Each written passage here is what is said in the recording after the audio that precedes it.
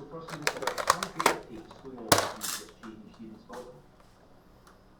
First Minister, but I make no apology for considering these things very carefully. Get it? My clinical advice Get until it? now has been that it was possible Get it? that the risks of this in releasing people from self-isolation too early and therefore contributing to a greater increase in transmission outweighed the benefits. That balance of judgment has now changed, and after careful consideration we are making this judgment today. None of these things are straightforward. I would doubt that there is any government anywhere that is making these decisions lightly. They certainly shouldn't be.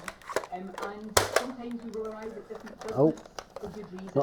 Didn't I work. will always be accountable for and open to scrutiny on the judgments I make, but I will continue to take these judgments really carefully and with the best possible clinical advice.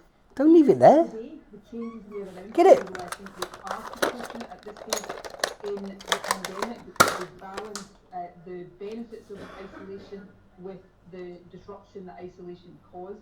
They are not without risk, and that is why it's really important that we communicate them properly and that people understand not just what the easing of some of these rules are, but what we are asking people to do in place of these. And that applies to the changes on self-isolation, but it also applies to the changes around confirmatory PCR testing after an asymptomatic LFD positive result.